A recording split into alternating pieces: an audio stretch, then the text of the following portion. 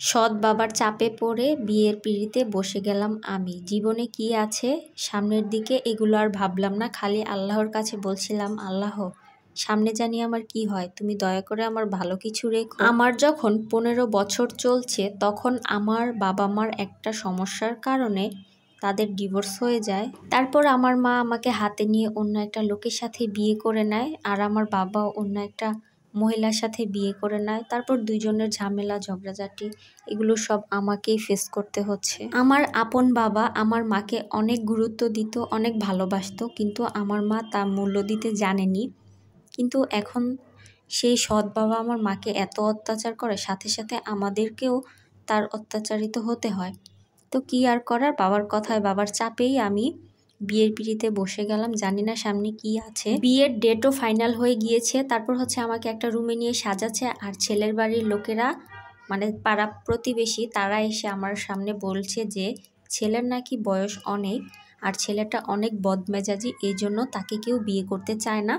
তারপর আমার সাথে তার বিয়েটা হচ্ছে শেষমেশ। আমি তো চিন্তায় অর্ধেকই তখন শেষ হয়ে গিয়েছিলাম, সবে মাত্র কলেজটাও শেষ করতে পারিনি, আর এর মধ্যেই আমাকে এত কিছু সহ্য করতে হবে। তখন আমার এটা ভেবেই বুক ফেটে কান্না আসছে, ইচ্ছে করছিল এই পৃথিবী ছেড়ে চলে যাই। বিয়ের দিন রাতে বড় করে ঘুমটা দিয়ে বসেছিলাম তার অপেক্ষায়। তারপর আমার স্বামী এসেছে, এমন জোরে একটা ধমক দিয়ে কথা বলল। আমি তো ভেবেছিলাম যে বয়স তো হয়েছে, তাহলে হয়তো আমার সাথে একটু নরম মেজাজে কথা বলবে। কি আর হলো, দেখলাম আসলেই মুরব্বীদের কথাই সত্যি ছিল। হুট করে আমাকে বলল যে ঘুমটা উঠাও, আর তোমার নাম কি? আমি তো ভয়ে কিছুই বলছি না।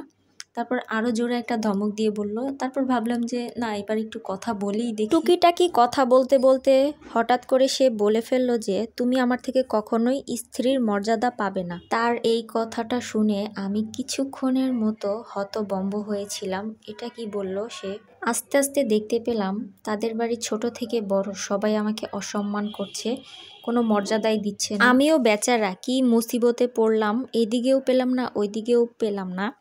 বাবাকেও হারালাম, বাবা না থাকায় আমার সাথে আজকে এতটা অত্যাচার হচ্ছে। ভেবেছিলাম স্বামীকেও ভালো পাবো, কিন্তু আমার স্বামীও আমার কোনো পক্ষেই নেই, সে কোনো পক্ষেই নেই। আমাকেই সব কিছু লড়াই করতে হচ্ছে। আমি সব কিছু শুনেও না শোনার ভান ধরে থাকি, বুঝেও না বুঝার ভান ধরে থাকি। তাদের এই কটু কথা শুনে আমার চোখের জল আর চোখে রইল না, গড়িয়ে একদম মাটিতে পড়ছে। হঠাৎ করে স্বামী সামনে এসে পড়লো, তাকে দেখে আমি আমার চোখ মুখ মুছতে লাগলাম। তখনই বুঝে ফেললো যে কেন আমি কান্না করছি। আমাকে জিজ্ঞাসাও করেছে, আমি কিছু বলছি না। আরেকটা ধমক দিয়ে বললো কি হয়েছে বলো। তারপর সে বলল যে তুমি আমার কাছে সব কিছু বলতে পারো। আর আমি দেখছিলাম তখন সে আমাকে আস্তে আস্তে তার স্ত্রীর মর্যাদা দিচ্ছে, সে আমাকে অনেক ভালোবাসছে। আস্তে আস্তে সব কিছুই হচ্ছে। তারপর থেকে আমাকে আর কারোর কটু কথা শুনতে হয় না। আমার স্বামী আমাকে অনেক ভালোবাসে, কেউ কোনো কথা বলার আগেই আমার স্বামী ওখানে উপস্থিত হয়ে যায় আর আমাকে কটু কথা থেকে বাঁচিয়ে দেয়। এখন আমাকে কেউ আর কটু কথা বলার কোনো সাহস বা সুযোগই পায় না। কেউ যদি আমাকে আঙ্গুল তুলে কথা বলে তার 100 বার ভেবে তারপর আমার সাথে কথা বলতে হবে, কারণ আমার স্বামী আমাকে ওই সুযোগটা আর কাউকে দেয়নি।